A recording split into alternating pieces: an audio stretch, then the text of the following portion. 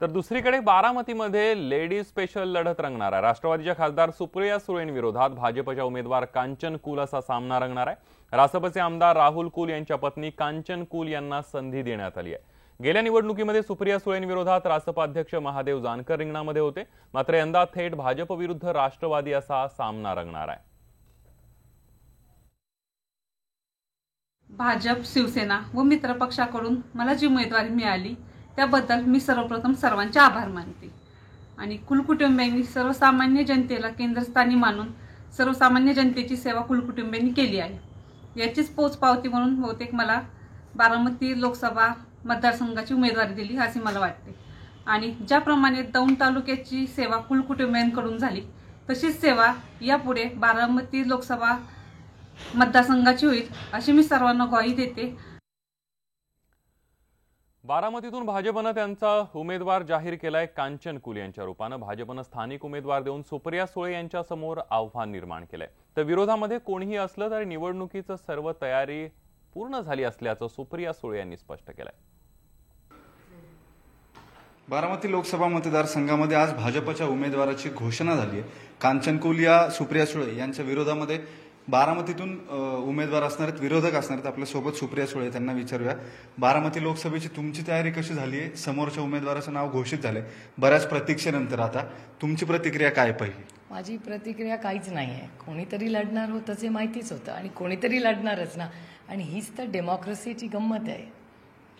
तुमच्या नातेवाईकांपैकीच एक असलेल्या किंवा अगदी जवळच्या किंवा सातत्यानं शेजारचा मतदारसंघ म्हणून संपर्कात असलेल्या राहुल कुल यांच्या पत्नी आहेत। किती मोठं आव्हान वाटतं? कारण गेल्या वेळेसच्या निवडणुकीमध्ये दौंडमध्ये तसा तुम्हाला फारसा आधार मिळालेला नव्हता किंवा तिथली काही मतं तुमच्या विरोधामध्ये गेलेली होती। आता तिथला स्थानिक उमेदवार असल्यामुळं आणखी लढाई जरा अवघड वाटते का? माझ्या आईने मला शिकवलंय की कुठली परीक्षा असली तर त्याला अभ्यास करून बसायचं।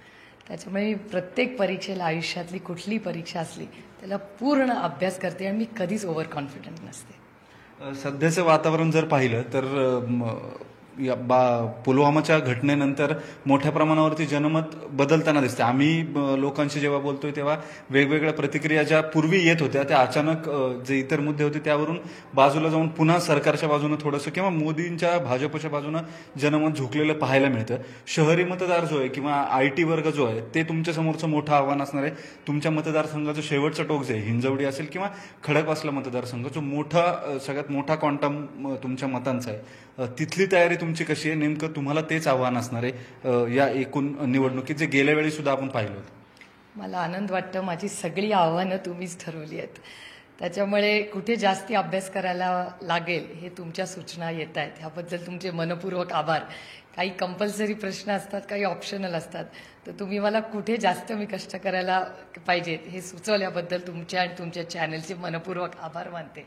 आणि अर्थातच अभ्यास करताना मी नॉर्मली ऑप्शनलला काही सोडत नाही।